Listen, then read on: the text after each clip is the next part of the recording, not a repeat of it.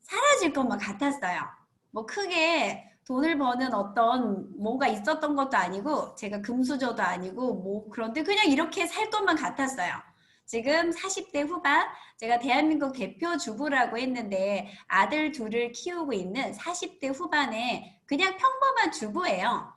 근데 20년 정도죠. 결혼 생활도 해봤는데 직장 생활도 하고 뭐 자영업도 해봤어요. 근데 저한테 지금 이런 생활이 펼쳐지고 있지 않습니다.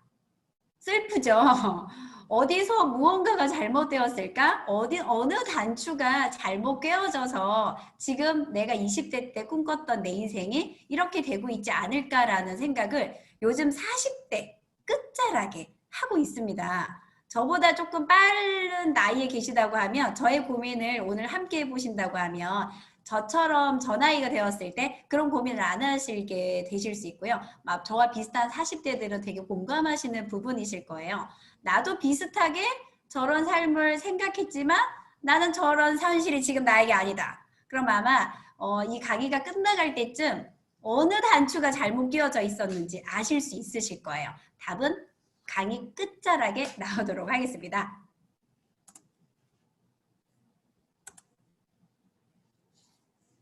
넘겨질까요?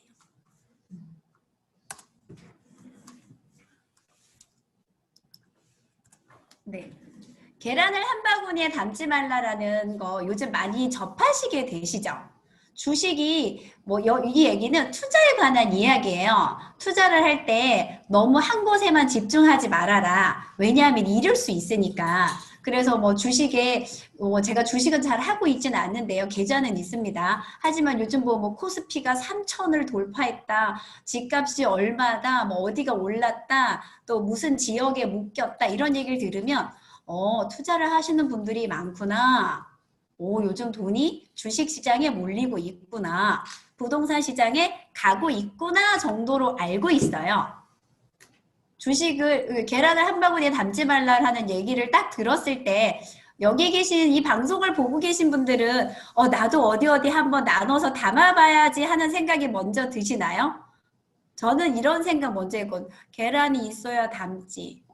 나도 좀 닮고 싶다 하는 생각을 했었어요. 공감하시는 분들도 있고 표정을 보니까 조금 웃으시는 분들은 저와 함께 공감이 되시는 분들 같네요. 계란을 한 바구니에 담았을 때 깨어지면 하나도 이렇게 계란을 어떻게 보상을 할 수가 없어요. 그만큼 리스크가 있다. 투자를 했을 때 위험에 대한 그런 경고 문구를 주는 게 계란을 한 바구니에 담지 말라라는 얘기거든요. 그래서 우리가 이렇게 나눠 담는 것들을 공부하죠. 저도 주식 계좌가 있거든요. 주식을 잘 하지는 않는데 계좌가 있어요. 보통은 30% 좀 나눠 담아라. 주식에만 투자를 하시는 분들은 선물에 또 장기 묻어둘 그런 주식에 또 단타 이런 용어를 쓰시더라고요. 단타로 할 것들을 좀 나눠 담자. 그리고 또 부동산에 두시는 분들 갭 투자를 할 건지 묻어둘 건지 2년마다 옮기면서 세금을 내며 살 건지 이런 여러 가지 투자 방법들을 고민하시고요. 또 요즘은 주위에서 보면 주식을 꼭 직업으로만 하시는 것 같지는 않으세요. 부업으로도 하시고 직장인, 주부, 연끌 이런 얘기 되게 많이 나오죠. S전자 주식 하나씩 사서 아이들 나중에 어떤 자산으로 활용하겠다고 하는 저 주위에 그 주부님들도 많이 계시거든요. 근데 또 주식을 하는 방법을 돈을 주고 배우는 곳도 있어요.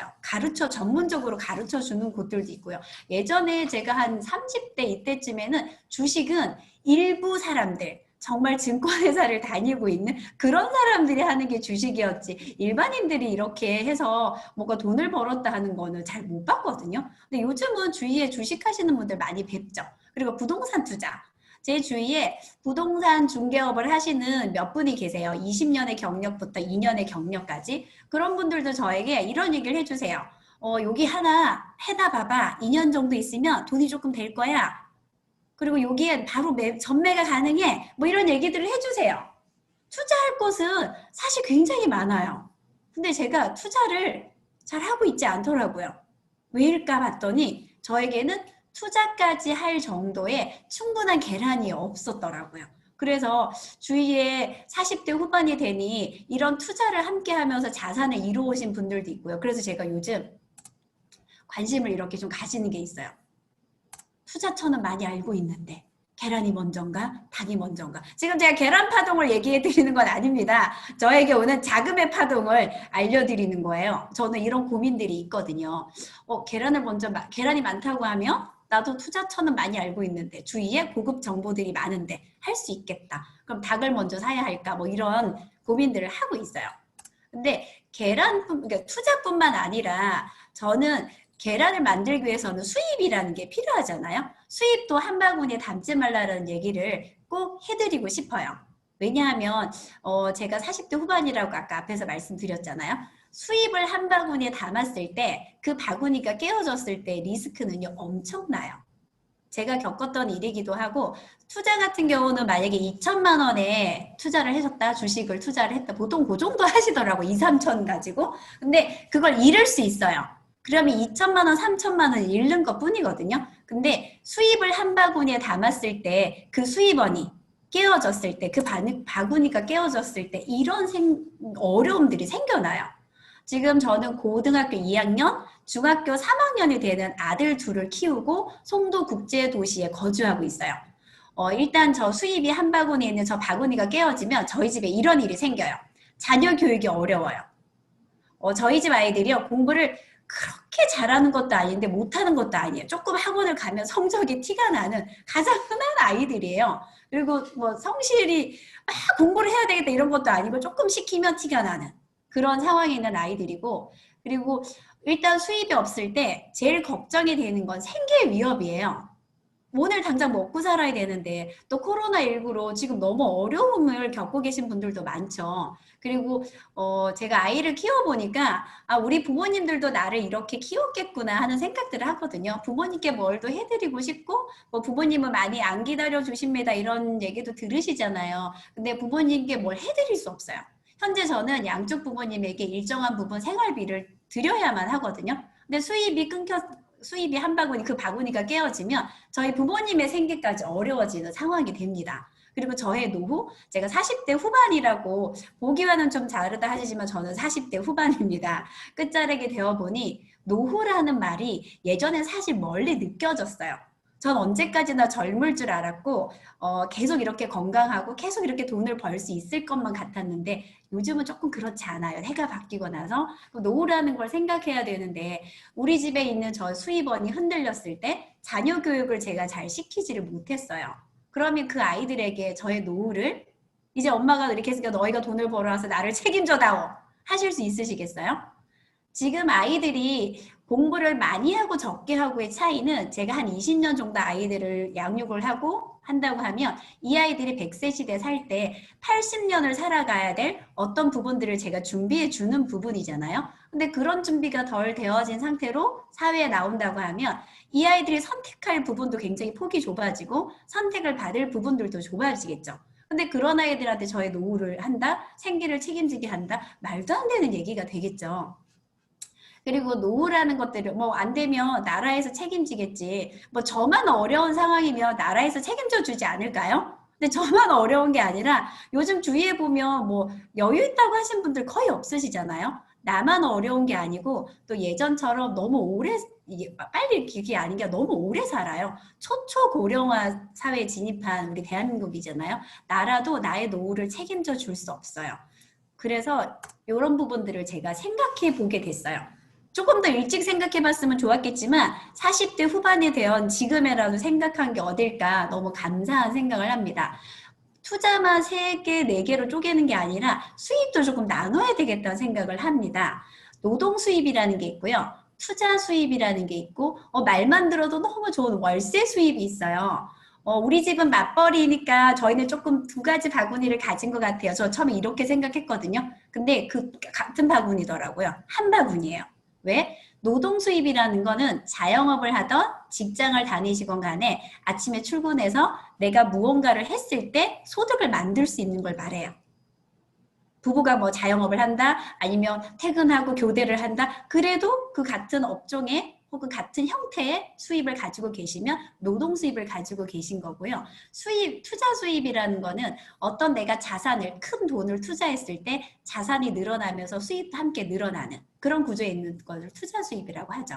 근데 저런 투자 수입을 할 때 사실 목돈이 조금 있으셔야지 돼요. 그리고 월세 수입은 건물주의 수입. 네, 매달 일정한 부분 내가 어떤 자산으로 매달 수입을 받는 걸 말하죠. 그리고 부동산 투자나 주식 투자 하시는 분들을 보면 매달 뭘 팔아야지 뭔가를 바꾸는 그런 행위를 해야지만 돈이 생기잖아요. 근데 월세 수입은 월세를 받는 날 매달 25일이다, 20일이다 정확하게 그 돈이 계속 들어오는 수입을 말해요.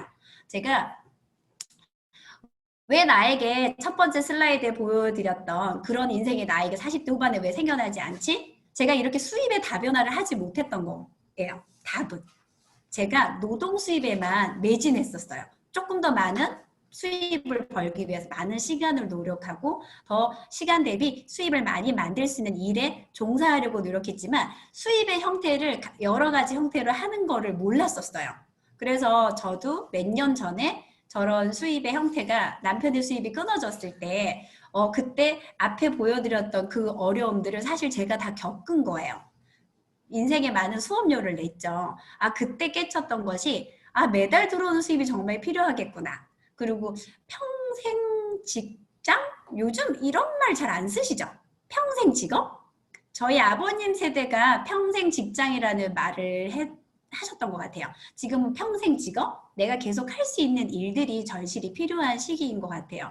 그리고 투자 수입은 사실 하면 돈이 되는 건 알죠. 주위에 뭐 지인들 조금 돈을 주면 고급 정보들을 접할 수 있는 창구들은 요즘은 정말 너무 많은 것 같아요. 근데 알면서도 하지 못하는 것, 돈이 없어서. 그리고 지금 제가 저희 집에 수입이 적은 건 아니에요. 근데 그 수입이 있지만 투자 수입에까지 늘릴 수 없는 건 저희들 아이들 크면서 교육비가 정말 많이 들어요. 제가 이 강의 준비하면서 과연 아이들이 학원비를 얼마나 결제를 하지 이렇게 조금 들여다봤더니 2명 보내는데 한 300만 원 정도 그 학원비가 들더라고요. 깜짝 놀라시죠? 근데 그렇게 많이 드는 건 아니에요. 저희 큰아이가 특목고를 가지 않아서 한 200만 원 세이브 됐어요. 지금 특목고를 다니는 큰아이 친구들 같은 경우는 한 달에 500만 원 정도 들어요. 공부를 못한 거를 잘했다 해야 될지 지금 조금 그렇죠. 근데 아이들이 또 요즘 집에 있잖아요. 엄청 많이 먹어요. 그렇다고 안 먹일 수 없죠. 그죠? 뭐도 먹고 싶다, 뭐도 먹고 싶다. 그런 비용들이 사실 많이 들고 있어요. 근데 매달 벌어서 그런 비용에 쓰고 늘어나는 교육비에 조금 더 투자하고 부모님께 또 명절이다 뭐다 좀 드리다 보니 저에게 저렇게 수입을 다변화할 시간도 없었고 방법을 미처 알지도 못했고 근데 노동 수입이 있을 때 투자 수입과 월세 수입을 만드셔야 돼요.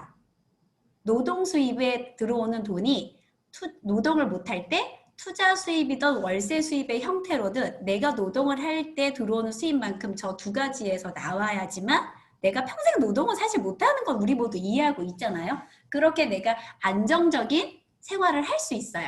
생계 유지예요. 막 이렇게 고급차 타고 이런 게 아니라 나의 생계를 유지해 줄 수 있는 국가가 나의 생계를 책임져 주지 않거든요. 그래서 노동 수입이 있을 때 투자 수입, 월세 수입을 만들어 두는 것을 하자. 지금 뭐 20대, 30대 계신 분들은 미리미리 준비하시고요. 제가 대한민국 대표 주부라고 했잖아요. 저는 지금 투자 수입은 사실 없어요. 노동 수입은 있고요. 투자 수입은 없는데 저는 지금 월세 수입을 가지고 있어요. 우연찮게 남편의 뭐 수입이 끊기는 그런 어려운 상황 속에 제가 알게 된 수입인데요. 제가 이 강의 준비하면서 이 그림을 찾았는데 너무 마음에 와닿는 그림인 거예요. 저한테는 계속 채워지는 계란 바구니가 있어요. 이제는 투자도 할 수 있고 지금 저기 보면 뚜껑이 닭인데요. 이렇게 바구니 안에 계속 일정하게 계란이 차가는 거예요.